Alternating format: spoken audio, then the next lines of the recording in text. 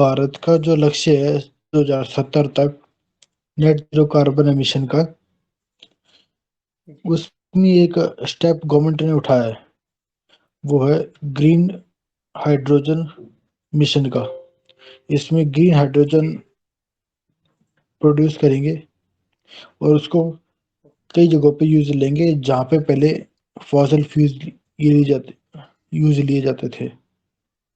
जी। हम्म, तो अगर सबसे पहले भाई आप बताना चाहो कि ग्रीन हाइड्रोजन होता क्या है और हम्म, इसको कैसे बनाया जाता है। जी। देखिए, सबसे पहले तो मैं मिशन के बारे में बता देता हूँ कि इसकी घोषणा की गई थी केंद्रीय बजट 2021-22 में इसकी घोषणा की गई थी। इसका भारत को एक हरित हाइड्रोजन के उत्पादन के लिए एक वैश्विक केंद्र बनाना है, इसका मेन मोटिव ये था। तो इसके सबसे मेन कारण पहले हम उद्देश्य पे जान लेते हैं कि इसका उद्देश्य ये था कि हम लोगों की जितनी भी अर्थव्यवस्था है अभी वर्तमान में, और अर्थव्यवस्था जो चलती है, और कंपनी हो गई या फिर जितने भी बस हो गई, रेल हो गई, तो ये सब हमारी विद्युत से ही चलती है और कुछ जीवाश्म से चलती है, ईंधन से। तो इन जितने भी चीज हैं, तो अगर हम विद्युत की बात करें तो कोयला पर निर्भरता हमारी ज्यादा है। और अगर हम तो ईंधन की बात करें तो हम ज्यादा से ज्यादा तेल आयात करते हैं। तो इन दोनों से ये खतरा होता है, एक तो हमारा रिजर्व जो होता है वो कम हो जाता है, और दूसरी बात हम CO2 को उत्सर्जन भी बहुत ज्यादा करते हैं। तो इसके उद्देश्य के लिए हमारा ये मिशन शुरू किया गया था, जिसका मेन उद्देश्य था निर्यात को कम करना है और आयातित निर्यात कम करना नहीं, सॉरी मैं गलत बोल गया, निर्यात को बढ़ावा देना है। जैसे हाइड्रोजन के रूप में हम जो उत्पादन करेंगे हम्म, उसको हम निर्यात कर सकते हैं, उसको भारत को एक हब बनाना है हाइड्रोजन ऊर्जा के रूप में। तो इसको निर्यात करने के उद्देश्य से बनाएंगे। दूसरा, जो आयातित जीवाश्म ईंधन पर निर्भरता है हमको, उसको कम करना है। इस कारण से हम हाइड्रोजन मिशन के लिए लाए थे। दूसरा बात है ऊर्जा क्षेत्र का डिकार्बोनाइजेशन करना है हमको। तो ऊर्जा, जितने भी ऊर्जा क्षेत्र हैं जो कार्बन उत्सर्जित करते हैं, उनको हमको कम करना है। दूसरी बात, स्वदेशी निर्माण को बढ़ावा देना है। जितने भी स्वदेशी विनिर्माण हो रहे हैं उनको हमको बढ़ावा देने के लिए उनकी क्षमताओं का विकास करना है। और सबसे मेन चीज के अर्थव्यवस्था के जो प्रमुख क्षेत्र है उनको ईंधन देना है हाइड्रोजन के रूप में। इसके लिए हम क्या करते हैं, ये हम लोगों का उद्देश्य हो गया। तो सबसे पहले हम जान लेते हैं हाइड्रोजन की बात क्यों की गई थी।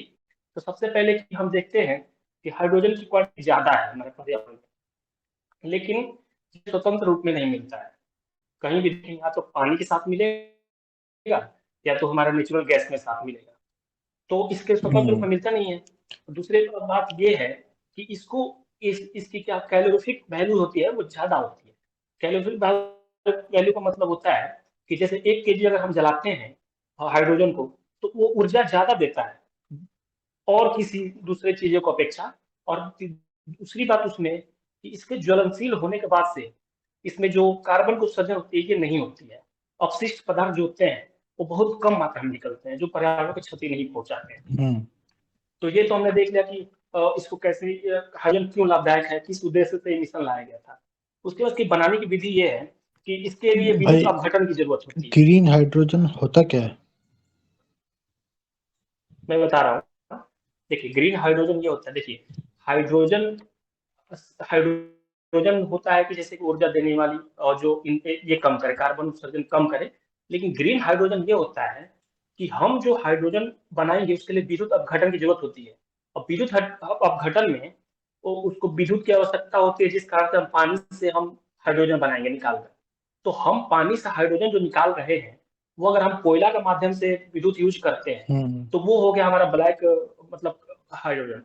इसके लिए क्या होता है, ग्रे। हमारे कार्बन उत्सर्जन, भले हमने हाइड्रोजन बनाया लेकिन कार्बन उत्सर्जन उत्सर्जन कर दिया, एक ब्लू हो गई। और जीवाश्म से बनाया तो ब्लू में और इसमें आ जाती है वही। लेकिन हम हम्म। नवीकरणीय ऊर्जा से अगर हम बनाते हैं हाइड्रोजन, जैसे पवन ऊर्जा से, सौर ऊर्जा से, तो ये होती है ग्रीन हाइड्रोजन। एक तो हमने हाइड्रोजन बनाया, दूसरी बात हमने हम्म। CO2 को उत्सर्जन कम किया। तो एक तो हमने हाँ। अभी तत्काल CO2 को उत्सर्जन भी कम किया, और हाइड्रोजन नहीं बनाकर जब हम किया। उसको यूज करेंगे ईंधन के रूप में, वो भी CO2। हाँ जी। CO2 एमिशन हुआ ही नहीं ना। सॉरी सॉरी, क्या समझ नहीं पाया। जब सोलर एनर्जी या फिर विंड एनर्जी अपन यूज कर रहे हैं तो जी। CO2 एमिशन हुआ ही नहीं। तो वही, हाँ, मैंने बोलने के चक्कर में ये बोल दिया हाँ। कम किया। कम कम हम्म, किस सेंस में किया, मैंने ये नहीं बोला कि उत्सर्जन हो रहा है। जैसे बाकी का अपेक्षा, जैसे मैंने अगर हम कोयला लेते हैं तो उससे हम अगर हम हाइड्रोजन बनाते हैं तो जाहिर सी बात है CO2 उत्सर्जन हुआ। लेकिन हम सौर ऊर्जा से बनाते हैं तो CO2 उत्सर्जन नहीं हुआ, तो इसका मतलब हमने CO2 उत्सर्जन पूरा भारत की जो कैपेसिटी है उसमें कम किया। इसका मेरा तात्पर्य ये था कि अगर हम सौर ऊर्जा अच्छा। से या फिर पवन ऊर्जा से बनाते हैं तो पूरे भारत में जो कार्बन उत्सर्जन जो ज्यादा होती है हम्म, उसको हमने कम कर दिया। और दूसरी बात कि हम ईंधन के रूप में हम्म, अगर हाइड्रोजन उपयोग करते हैं तो वो भी CO2 मात्रा उत्सर्जन नहीं करेगी। तो ये भारत की छवि मतलब ये होती है ग्रीन हाइड्रोजन। तो सबसे इसको देखा जा रहा है ना कि जी भारत में भाई। ये बस इसकी कमी ये पड़ रही है कि जो हाँ कि भारत में कमी पड़ रही है कि इसको बनाने के लिए जो अ, यांत्रिक मशीन जो यूज होती है, इसको इलेक्ट्रोलिसिस क्या बोलते हैं शायद, इलेक्ट्रोलाइजर, इलेक्ट्रोलाइजर जिसके माध्यम से ये पानी से हम हम्म, हाइड्रोजन बनाते हैं। तो बस उसकी जरूरत है। भारत में हाइड्रोजन की कमी पानी में किसी देश में कमी नहीं है, इसलिए भारत ज्यादा से ज्यादा सोच रहा है कि हम तेजी से इसको बनाकर हम एक हब बन जाए कि हमारी निर्भरता जीवाश्म ईंधन पर कम हो जाए, कोयला पर भी कम हो जाए। और जो हमने COP27 में भी जो प्रण लिया था कि हम नेट जीरो के लक्ष्य प्राप्त करेंगे, तो उसमें ये कारगर साबित हो सकता है।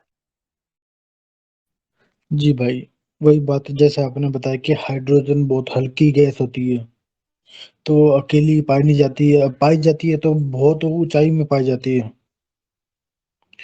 तो उसको हाँ। अलग करना, वो भी क्या बोलते हैं, बिना कार्बन उत्सर्जन वाली एनर्जी से, विंड एनर्जी या सोलर एनर्जी, एनर्जी से हाइड्रोजन अलग करना पानी से, उसको ग्रीन हाइड्रोजन बोलते हैं। इलेक्ट्रोलिसिस। ये प्रक्रिया भी बता दी आपने, हाँ, इलेक्ट्रोलिसिस। और होता क्या है ये भी बता दिया। हम्म। जी। पर ये मिशन क्या है, हाइड्रोजन ग्रीन हाइड्रोजन मिशन क्या है भारत का? ठीक है। इसके लिए मिशन जैसे कि रखा गया था, सबसे पहले तो मतलब देख लेते हैं कि हाइड्रोजन को बढ़ावा देने के लिए। लेकिन अब इसके लिए कौन सी मिशन क्या चलाई गई थी, तो grid hydrogen transition mission mission तक चलाया गया था। इसके तहत एक साइट नाम की ये चलाई गई थी मिशन, जिसको strategic integration for green hydrogen transition कहते हैं प्रोग्राम। तो इसके लिए क्या किया गया था ना कि इसमें इलेक्ट्रोलाइजर जो होती है, जो उसकी अ, जो विधि है, हम्म, इसकी विधि विधि जो हमने देखा विद्युत अपघटन की, तो इलेक्ट्रोलाइजर जो यंत्र है उसी के माध्यम से ये विद्युत अपघटन हम कर सकते हैं और हाइड्रोजन बना सकते हैं। तो इस मिशन के साइट मिशन के तहत रखा गया प्रोग्राम के तहत क्या किया गया, इसकी घरेलू निर्माण को बढ़ावा देने के लिए ये किया गया कि ये जो चीज है, यंत्र है, इसको घरेलू घरेलू अपने यहाँ ही बनाया जाए। और दूसरे क्या किया गया कि ग्रीन हाइड्रोजन के उत्पादन को लक्षित किया गया इसमें, कि हम एक टारगेट सेट करेंगे कि हम कितना हाइड्रोजन बनाएंगे एक वर्ष के लिए। तो इसके लिए एक रखा गया 5 मिलियन मीट्रिक टन, कि एक साल में हम हम्म, 5 मिलियन मीट्रिक टन हाइड्रोजन हम कम से कम बनाएंगे। तो इसके लिए जैसे कि क्या किया, कंपनी को पैसे देकर प्रोत्साहन, इसमें क्या किया गया था ना कि सबसे मिशन में जो आया था, तो 19,744 करोड़ रुपया इसके लिए, लगभग 20,000 करोड़ रुपए ट्रांसफर किया गया था। तो इस साइट जो हम्म, मिशन है ना उसी के लिए 17,490 करोड़ रुपया इसको ट्रांसफर कर दिया गया कि इलेक्ट्रोलाइजर की घरेलू घरेलू निर्माण होगा और ग्रीन हाइड्रोजन के उत्पादन को लक्षित किया जाएगा। तो इसके जी लिए भाई। कंपनी को पैसा देकर मतलब किया जाएगा। और दूसरी बात की इसमें एक रणनीति हाइड्रोजन नवाचार भागीदारी की बात की गई, जिसमें सीप नाम के ये सुने होंगे, स्ट्रेटेजिक हाइड्रोजन इनोवेशन पार्टनरशिप। इसमें क्या किया जाएगा कि इस मिशन के तहत PPP को बढ़ावा दिया जाएगा, कि जो जितने भी काम होंगे वो पब्लिक प्राइवेट पार्टनरशिप के माध्यम से होंगे। तो उसके लिए R&D की व्यवस्था की जाएगी, रिसर्च एंड डेवलपमेंट होते रहे। और इसमें जितने भी ये प्राइवेट कंपनी आएंगी उसको ज्यादा से ज्यादा प्रोत्साहन देकर, कि पैसा देकर कि उनको कि हम्म, आप ये कंपनी लगाइए और इसकी व्यवस्था कीजिए, आपको कुछ छूट दिया जाएगा। और इसके तहत एक कौशल विकास कार्यक्रम भी चलाया जाएगा। और इसमें ये नहीं है कि एक मंत्रालय को, जैसे एक क्या है, नवीन एवं नवकरणीय मंत्रालय को जिम्मेदारी दी गई है सारी, लेकिन इसमें ये भी बात कही गई है कि जितने भी मंत्रालय हैं, सारे इसमें मिलकर भागीदारी करेंगे, ना कि कोई एक मंत्रालय इसके लिए पूर्णतः जिम्मेदार होगा। ये बात की गई थी। और इसमें समयबद्ध और विश्व स्तर पर प्रतिस्पर्धा प्रौद्योगिकी का निर्माण होगा। सबसे मेन चीज है इसमें कि जो हम्म, हाइड्रोजन की बात हो रही है, हम इसमें आगे निकल सकते हैं। जितने भी विकसित देश हैं वो किसी न किसी क्षेत्र में आगे हैं, तो हम उनके सामने उस क्षेत्र में आगे खड़े नहीं हो सकते हैं। तो एक तो कच्चे तेल पर हमें निर्भरता है, कोयला पर निर्भरता है, भारत की जनसंख्या इतनी बड़ी है तो हो नहीं पाएगा। तो हाइड्रोजन एक विकल्प के रूप में दिख रहा है हमको कि हम विकसित जल्दी से तेजी से निर्माण करके एक उच्च क्वालिटी के निर्माण करके हम विकसित देशों के सामने खड़े होंगे कि हमारे पास भी एक ऐसा टेक्नोलॉजी है जो आपको चुनौती दे सकता है, चाहे भारत एक विश्व के सामने अपना ये रख सकता है कि हम भी हैं, जिसे हाइड्रोजन के बाद ये मिशन चलाया गया था इसके लिए। जी भाई। जी भाई, जैसे भारत का जो गोल है, लक्ष्य है कि 2047 तक भारत एनर्जी इंडिपेंडेंट बनना चाहता है। तो आज जैसे भारत कई देशों से निर्यात करता है एनर्जी, आयात हम्म, करता है आयात करता है एनर्जी। भारत इंडिपेंडेंट बनना चाहता है। उसी को ध्यान में रखते हुए प्रधानमंत्री द्वारा ग्रीन हाइड्रोजन मिशन को 4 जनवरी 2023 में अप्रूव किया गया था। तो जैसे आपने भी बताया कि इस मिशन के तहत क्या-क्या रखा गया है, कि ये चाहते हैं भारत में, मतलब भारत चाहता है कि ग्रीन हाइड्रोजन प्रोडक्शन में और सप्लायर में भारत प्रमुख बने विश्व भर में, एक्सपोर्ट को बढ़ावा दे, और अपने फॉसिल फ्यूल का जो कार्बन एमिशन करते हैं उसके रिडक्शन को क्या बोलते हैं, उसको प्रोत्साहित करे। आज जी। भारत थर्ड बिगेस्ट ऑयल और नेचुरल गैस या फॉसिल फ्यूल्स कंज्यूमर है, जिसमें डेटा है कि 2022 में फाइनेंशियल ईयर में भारत ने 119.2 बिलियन यूएस डॉलर का फॉसिल फ्यूल कंज्यूम किया था। और हम्म, फीड स्टॉक को भी रिडक्शन करना चाहता है भारत। मतलब जैसे जो क्या बोलते हैं, बेसिक रॉ मटेरियल होता है इंडस्ट्री प्रोसेस के लिए, जैसे मक्का होता है इथेनॉल प्रोडक्शन के लिए, उसको भी कम करना चाहता है भारत। इन्वेस्टमेंट हम्म, अट्रैक्ट करना चाहता है भारत में इंडस्ट्रीज लगाने के लिए, इसके लिए। हम्म, जी। और जैसे आपने बताया कि मतलब स्वदेशी अ, क्षमताओं को, विनिर्माण क्षमताओं को के विकास के लिए भारत प्रोत्साहित करना चाहता है। रिसर्च एंड डेवलपमेंट इसके हम्म, ऊपर, उसके लिए प्रोत्साहित करना चाहता है, और एम्प्लॉयमेंट करना चाहता है।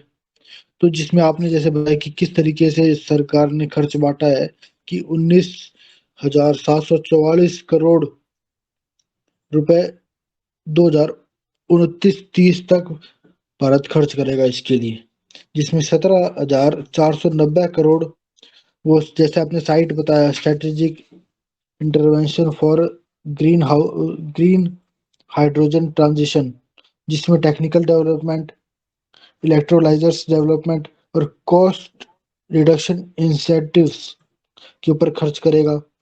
और उसमें 19,744 करोड़ में 1,446 करोड़ पायलट प्रोजेक्ट में खर्च करें। पायलट प्रोजेक्ट वो है जिसमें अपन जांच करते हैं कि हाँ, जो हमने मिशन सोचा है वो जमीनी स्तर पे काम कर रहा है, कर रहा है, वो ट्रायल ट्रायल प्रोसेस होती है। और 400 जी। करोड़ रिसर्च एंड डेवलपमेंट में खर्च करेगा, 388 करोड़ बाकी जो भी बचेगा उसमें खर्च करेगा।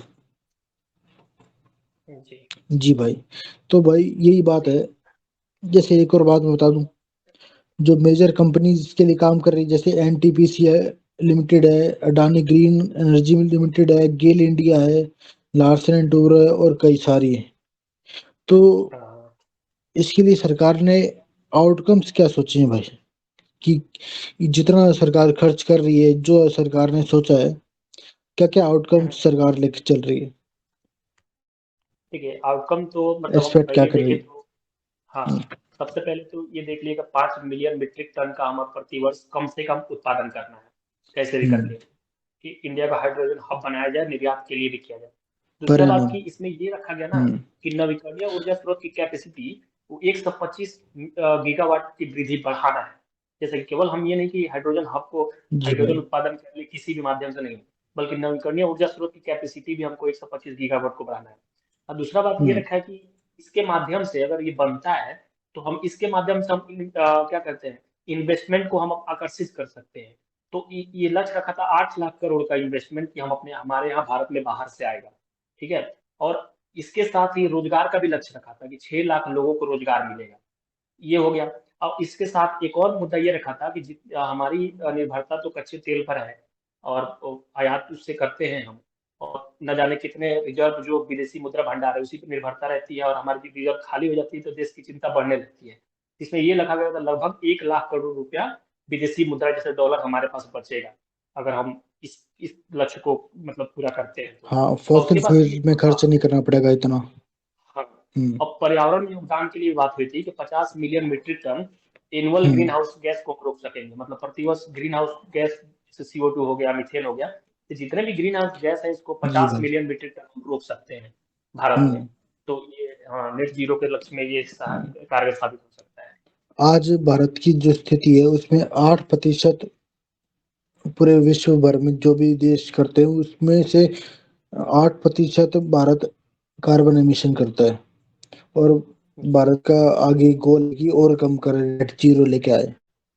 और जैसे एक पॉइंट आपने बताना भूल गए कि 8 crore total investment Bharat assume कर रहा है कि वो आएगा, एक्सपेक्टेड आउटकम है।